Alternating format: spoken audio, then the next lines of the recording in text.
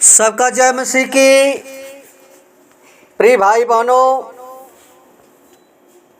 आज हम देखेंगे वचन के द्वारा प्रियो परमेश्वर ने इस संसार में सब कुछ बनाया। जीव जंतु पेड़ पौधा और मनुष्य को भी बनाया, और जब मनुष्य को बनाया तो अपने स्वरूप में बनाया। लेकिन प्रियो राजा सुलेमान जो है समझा रहा है, बताने का प्रयत्न करता है, समझाने का प्रयत्न हमें करता है और कहता है नीति वचन 30 का अगर हम 25 पद पढ़ेंगे तो लिखा है कि चींटियां निर्बल जाति तो हैं, परंतु धूप काल में अपनी भोजन वस्तु बटोरती हैं। प्रिय साथियों, एक चींटी के बारे में दास सुलेमान जो है बताता है कि चींटी बहुत निर्बल जाति होती है, यानी बलवान नहीं होती हैं, फिर भी अपना भोजन वस्तु ग्रीष्म काल में बटोरती हैं।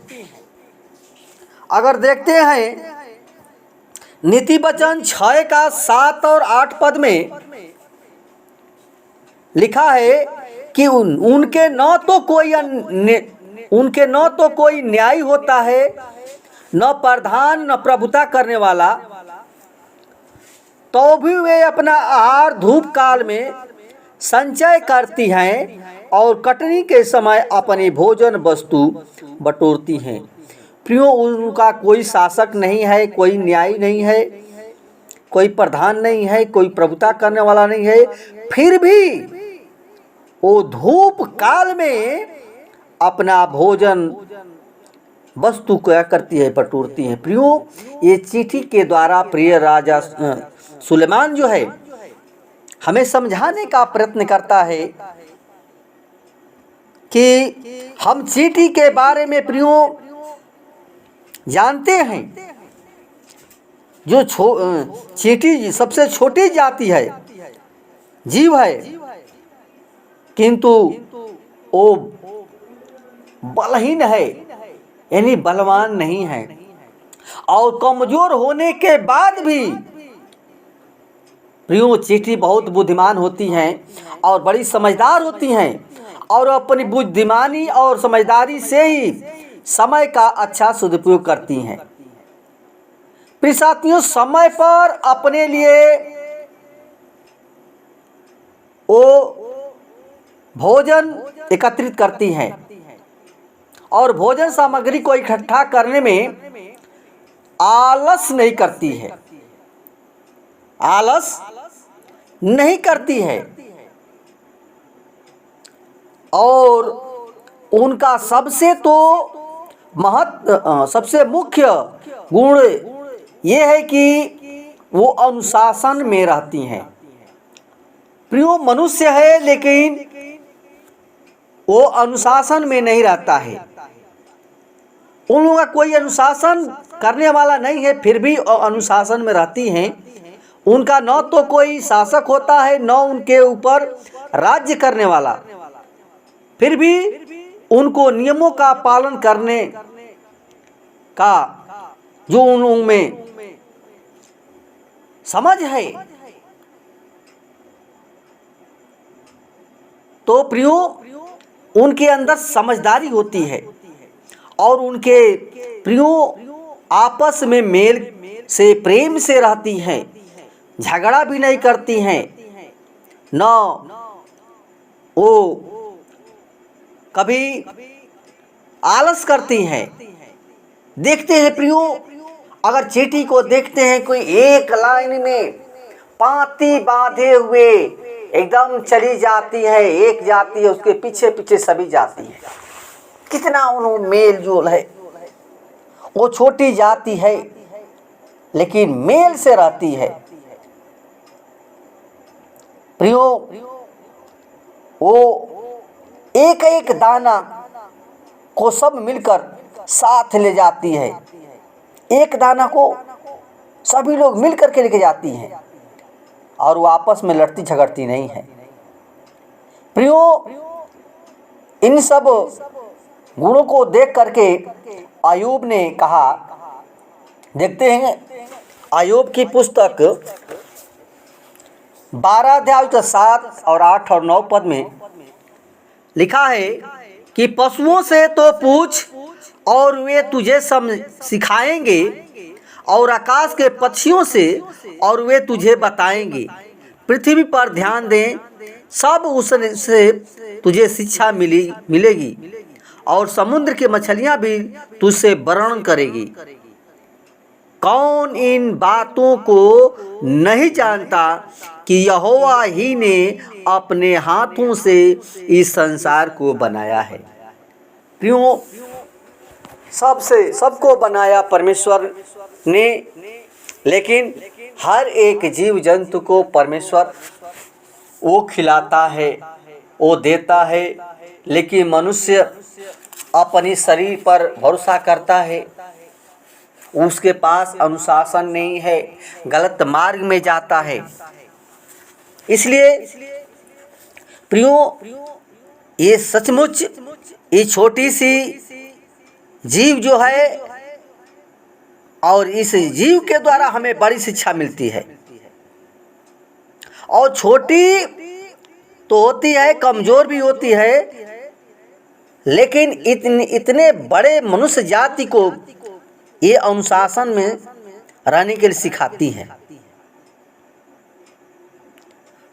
क्योंकि वे हमेशा पाती में चल करके अनुशासन की सीख प्रदान करती है। इससे हमें सीखना चाहिए। प्रियो, परमेश्वर चाहता है कि मनुष्य जाति भी अनुशासन का पालन करे, उसके जीवन में अनुशासन हो। प्रियो, मनुष्य परमेश्वर के द्वारा बनाए गए नियमों का पालन करे, क्योंकि परमेश्वर का वचन व्यवस्था 8 का 5 और 6 पद में लिखा है कि इस प्रकार तुझे अपने मन में जान लेना चाहिए कि जैसे कोई मनुष्य अपने पुत्र को अनुशासित करता है, वैसे ही तेरा परमेश्वर यहोवा तुझे अनुशासित करता आया है। इसलिए तू अपने परमेश्वर यहोवा की आज्ञाओं का पालन करके उसके मार्गों पर चलता रह तथा उसका भय मान। प्रियो, परमेश्वर का हमें भय मानना चाहिए, क्योंकि परमेश्वर ने सब कुछ बनाया है, लेकिन हमें ज्ञान के बारे में सिखाता है कि हमारा ज्ञान कहाँ है। इसलिए प्रियो, जिस प्रकार चींटियां आपस में मेल जोल से और प्रेम से रहती हैं, वैसे ही हमें भी मेल जोल और प्रेम से रहना चाहिए, क्योंकि यीशु मसीह ने हमें मेल मिलाप का आत्मा दिया है। और वचन बताती है रोमियो 14:19 में कि इसलिए हम उन बातों में संलग्न रहें जिनमें मेल मिलाप होता है तथा एक दूसरे के जीवन का निर्माण होता है। प्रिय साथियों, उसकी परमेश्वर की आज्ञा है कि हम एक दूसरे से अधिक प्रेम करें। जैसे चींटियां समय रहते हुए अपने शीतकालीन समय के लिए भोजन सामग्री जुटाकर एकत्रित कर देती है, उसी प्रकार हमें भी उसके द्वारा सीखना है, हमें शिक्षा लेनी है। क्योंकि प्रियो, हमें शैतान के हथियार निद्रा और आलसपन को छोड़कर समय का दुरुपयोग करते हुए अपने आत्मिक जीवन और शारीरिक जीवन के लिए भोजन सामग्री जुटा लेना चाहिए। इसलिए अगर हम देखते हैं 6 का 9 और 10 में लिखा है कि हे आलसी, तू कब तक सोता रहेगा? तेरी नींद कब टूटेगी? कुछ और सो लेना।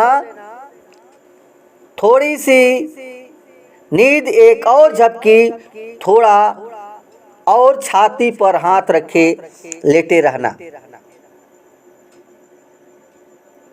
प्रिय साथियों, परमेश्वर का वचन जो है हमें सिखाता है कि हम नींद से जाग जाएं, जो हम नींद में सोए हैं, और परमेश्वर का हथियार बांध ले। क्योंकि प्रियो, परमेश्वर के साथ जो हमारा संबंध है तोड़ने के लिए शैतान मनुष्य को आलसी बना देता है और भारी नींद में डाल देता है। क्यों? क्योंकि यीशु मसीह प्रियो जब क्रूस पर चढ़ाए जाने से पहले गतसमनी के बाग में प्रार्थना करने के लिए गया, लेकिन जब वापस आया तो चेले नींद में सो रहे थे। तब यीशु ने उनसे कहा, तुम क्यों सो रहे हो? उठो, प्रार्थना करो कि तुम परीक्षा में न पड़ो। प्रियो, जब हम सोएंगे शैतान हमें परीक्षा में डाल देगा, दुख में, परेशानी में डाल देगा। इसलिए आज प्रभु यीशु मसीह भी हमसे यही कह रहा है कि हम समय रहते हुए नींद से जाग उठें और शैतान हमें न परखे। क्योंकि प्रियो इफिसियों 5:14 में लिखा है कि हे सोने वालों, जाग और मृतकों में से जी उठ, तो मसीह की ज्योति तुझ पर चमकेगी। प्रिय भाई बहनों, यदि हम रात की निद्रा यानी पापों से जाग उठे हैं तो हम बुद्धिमान और समझदार हो सकते हैं। जैसे चींटी है वैसे ही हमें भी पहले अपने संपूर्ण जीवन प्रभु यीशु मसीह को अर्पित कर देना है। प्रिय भाई बहनों, परमेश्वर का वचन ये सिखाता है कि हम उस परमेश्वर पर भरोसा रखें, हमारा जीवन जो है आलसी न हो। चींटी के बारे में उदाहरण देकर के बताया प्रिय दास ने, वैसे हमें भी आलसी नहीं बनना बल्कि जागते रहना है और प्रार्थना करते रहना है। प्रियो, धन्यवाद। वचन के द्वारा परमेश्वर सबको बतास की प्रदान करे। आमीन।